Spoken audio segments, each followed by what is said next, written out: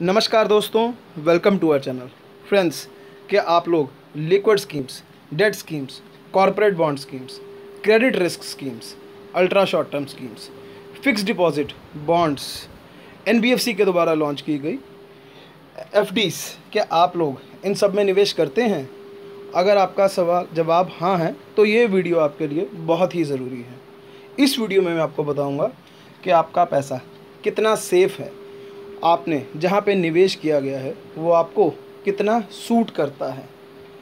ये सब जानने के लिए मैं रिक्वेस्ट करूँगा आपसे, फ्रेंड्स, इस वीडियो को आप पूरा देखिएगा, बीच के काट के मत देखिएगा, फिर आपको पूरी तरह से ये समझ नहीं आ पाएगा। देखिए, जब भी आप अपना पैसा किसी को भी देते हैं एक फिक्स्ड इंटरेस्ट के ऊपर, हम बात कर लेते हैं बैंक की एफडी के ऊपर ही। देखिए, मान लीजिए अगर आप एक एफडी करवा रहे हैं स्टेट बैंक ऑफ इंडिया में, और स्टेट बैंक ऑफ इंडिया आज के रेट के अनुसार आपको उदाहरण के तौर के ऊपर 6.40% पर एनम दे रहा है, तो वो ये पैसा आपको दे कहाँ से रहा है? एक्चुअल में वो आपका पैसा आगे लेंड कर रहा है। जी हाँ, बैंक भी एक इंटरमीडिएटरी का ही काम करता है। अगर आप उनसे एफडी करवाते हैं तो वो आपका पैसा आगे लोन पे देता है। मान लीजिए आपको अगर उन्होंने 6.40 पे दिया तो आगे वो जिस तरीके का भी लोन हो, होम लोन हो या कोई और लोन हो, उस हिसाब से पैसा आगे देकर अपना कमाई करते हैं। तो अब आपको जानना होगा कि जब आप म्यूचुअल फंड्स में निवेश करते हैं या फिर एनबीएफसी कंपनीज़, जैसे बड़ी कंपनीज़ होगी, श्रीराम हो गया, एचडीएफसी लिमिटेड हो गया, ऐसी कंपनियाँ जिसमें आप एफडी के रूप में अपना पैसा निवेश करते हैं, ये जो रिटर्न देती हैं वो ये कहाँ से लाके देती हैं? ये भी बैंक की तरह ही आपका पैसा आगे लेंड करती हैं। तो सबसे पहले आपको इसलिए ये जानना आपके लिए बहुत ही ज़रूरी है कि जिन स्कीम्स को, जिन कंपनीज़ को इन स्कीम्स ने पैसा लेंड दिया है, क्या उनमें इतनी कैपेसिटी है कि वो आपका पैसा वापस कर पाए? जी हाँ, यही मैं इस वीडियो में आपको सिखाने वाला हूँ कि किस आपका अगर कोई भी निवेश है आज की डेट पे, तो आप कैसे जान पाएँ कि आपकी इन्वेस्टमेंट कितनी सेफ़ है, आपका पैसा कितना सुरक्षित है। तो उसके लिए सबसे पहले आपको एक कॉन्सेप्ट को समझना होगा, क्रेडिट रेटिंग एजेंसीज़ को। जी हाँ, देखिए, क्रेडिट रेटिंग एजेंसी वो एजेंसी होती हैं जो आपके लिए ये काम बहुत आसान कर देती हैं। देखिए, मान लीजिए आपने किसी भी म्यूचुअल फंड डेट स्कीम में निवेश किया। अब जब आप निवेश करते हैं किसी भी स्कीम में, तो सेबी की तरफ से रजिस्टर्ड, देखिए, SEBI security board exchange of India है। जैसे बैंक की तरफ से आरबीआई रेगुलेटर है, वैसे ही म्यूचुअल फंड्स का रेगुलेटर सेबी है। तो जिन भी कंपनीज़ को आपका पैसा लेंड किया जाता है, उनको क्रेडिट रेटिंग एजेंसीज एक रेटिंग प्रोवाइड करती है उनकी रीपेमेंट कैपेसिटी के हिसाब से ऊपर, कि ये पैसा आपका वापस दे पाएगा या नहीं दे पाएगा। तो अब आपको किसी भी स्कीम में अगर आपका निवेश है भी या अगर आप निवेश करने वाले हैं भी, आपके लिए ये जानना बहुत ही ज़रूरी है कि जिन स्कीम्स में आप निवेश कर रहे हैं उन्होंने आखिर आगे पैसा दिया किनको है, उनकी रीपेमेंट कैपेसिटी है क्या। उन सब को जानने के लिए आपको क्रेडिट रेटिंग एजेंसीज़ के सिंबल्स को पढ़ना होगा। देखिए, ये बहुत ही आसान काम है आपके लिए। क्रेडिट रेटिंग एजेंसीज़ ने उन कंपनीज़ को चेक करके उनको रेटिंग प्रोवाइड करवा दी गई है। अब आपके लिए ये जानना आसान कर दिया गया है कि आपका पैसा जिन स्कीम्स में लगा है वो सुरक्षित हैं या नहीं है। देखिए, क्रेडिट रेटिंग एजेंसी, जैसा मैं आपको हाल ही में बता चुका हूँ, इनका काम होता है कंपनीज़ को असेस करना, ठीक है। और ये इन्वेस्टर को ऐसे हेल्प करती हैं कि ये देखिए कुछ सिंबल्स प्रोवाइड करती हैं, जैसे AAA हो गया, AA हो गया। मैं आपको इस वीडियो में जितना जल्दी हो सके, मैं कोशिश करूँगा ये वीडियो बहुत ही जितना हो सके मैं छोटा बनाऊँ। मैं जानता हूँ लंबा वीडियो कोई देखना भी नहीं चाहता, तो मैं आपको बताना चाहूँगा कि कैसे आप इनकी मदद से जान सकते हैं अपनी इन्वेस्टमेंट्स के बारे में।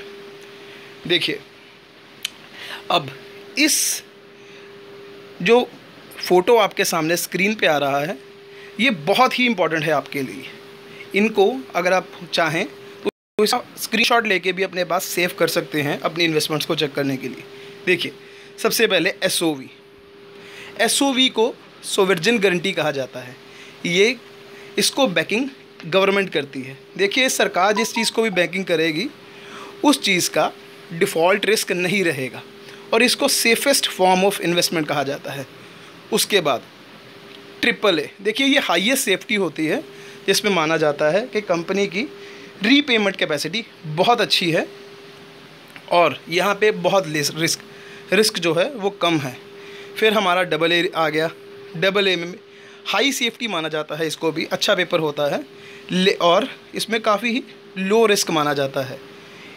और फिर आ गया अपना A, जिसमें हम बोल सकते हैं लो क्रेडिट रिस्क। BBB कंपनी है, मॉडरेट क्रेडिट रिस्क। इसमें थोड़ा सा हम बोल सकते हैं कि वापसी में थोड़ा सा रिस्क तो है। BB कैटेगरी, जिसमें यहाँ से देखिए आपको यहाँ पे गौर देना है, जहाँ पे भी BBB, BB, B, C और D आ जाएगा, इन स्कीम्स में हम देखेंगे रिटर्न्स तो ज़्यादा होगा, क्योंकि जब भी ऐसी कंपनियां बाज़ार से पैसा उठाएंगी इन्हें नॉर्मल कंपनी से ज़्यादा इंटरेस्ट देना पड़ेगा किसी भी कंपनी से पैसा ले जाने के लिए। तो मैं आपसे रिक्वेस्ट करूंगा, कभी भी निवेश करने के टाइम पे सबसे पहले आप प्रीवियस रिटर्न्स रेटिंग्स को बिल्कुल भी ना देखें। सबसे पहले आपको क्या देखना है, पोर्टफोलियो में पेपर क्वालिटी, आपको इन रेटिंग्स को देखना है। मैं आपको पूरा सिखाऊंगा कि आप कैसे चेक कर सकते हैं। तो बने रहिएगा हमारे साथ इस वीडियो को।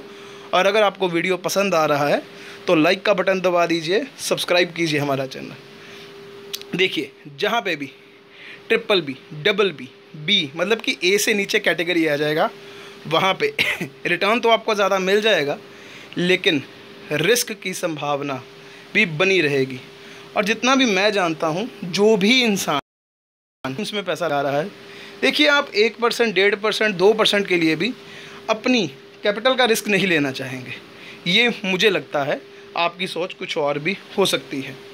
तो अब देखिए, अब मैं आपके सामने उदाहरण के तौर के ऊपर लिक्विड स्कीम्स की बात करूँगा। देखिए, ये मैंने एक बड़ी कंपनी का पोर्टफोलियो लिया है, आदित्य बिरला लिक्विड फंड। देखिए, अब यहाँ पे आप देख सकते हैं A+ रेटिंग का इन्होंने पेपर कितना लिया और आम तौर के ऊपर मार्केट स्टैंडर्ड के हिसाब से लिक्विड कितना लिया गया है। फिर आप देख सकते हैं AAA का पेपर। देखिए, जो नीली लाइन है वो आदित्य बिरला फंड की बता रही हैं और जो दूसरी लाइन है वो नॉर्मल बता रही हैं कि इस कैटेगरी में कितनी पेपर क्वालिटी का लैंडिंग की गई है। अभी देखिए, आप देख रहे हैं इन्होंने AAA में अच्छा पोर्ट रखा गया है अपनी परसेंटेज। कैश इक्विवेलेंट, देखिए कैश इक्विवेलेंट का मतलब होता है वो मनी जो रिडम्पशन के टाइम पे भी काम आ सके। देखिए, ये बड़े ही जल्दी लिक्विडेट पेपर होते हैं और इसमें कुछ कैश भी रखा जाता है जो इमीडिएटली रिडम्पशन अगर देखिए प्रेशर आ जाए उसको मीट करने के लिए। तो इसके ऊपर आपको बहुत ज़्यादा फोकस करना है, ये बहुत ही इम्पॉर्टेंट क्राइटेरिया है। आगे SOV आ गया, जैसे ही मैंने बताया था आपको, जहाँ पे भी SOV ज़्यादा हो, AAA ज़्यादा हो, हम मान सकते हैं कि ये स्कीम बहुत ही अच्छी है। तो जैसा कि हम इसको पोर्टफोलियो को देख रहे हैं, मुझे तो ये स्कीम का पोर्टफोलियो अच्छा दिखाई दे रहा है। अब मैं आपको बताऊंगा। देखिए, अब आप जानना चाहेंगे आप कैसे देख सकते हैं। देखिए, आपको कुछ नहीं करना, ये बहुत ही आसान है। आप गूगल में सीधा ही टाइप कर सकते हैं जिस भी स्कीम का पोर्टफोलियो आप देखना चाहें। जैसे फ्रैंकलिन टेम्पल्टन में हम देख सकते हैं पिछले कुछ दिनों में कुछ स्कीम्स को वाइंड अप किया है, उन्होंने लॉक कर दिया है आपका पैसा। उसका पोर्टफोलियो आपको सिर्फ स्कीम का नाम लिखना है और valueresearch.com को खोलना है आपने। ये देखिए, मैंने स्कीम का नाच किया, सेकेंड टर्म के ऊपर ही लिंक आ गया स्कीम नेम के साथ, आपको उस पर क्लिक करना है। अभी देखिए, इसका पोर्टफोलियो खुल गया। अभी आप देखेंगे इन्होंने AA का पेपर अच्छा लिया है, A का पेपर अच्छा लिया है, लेकिन अब आप मुझे इसमें बताइए इसमें कमी क्या दिख रही है। देखिए, सबसे पहली बात कैश इक्विवेलेंट कम है इसमें।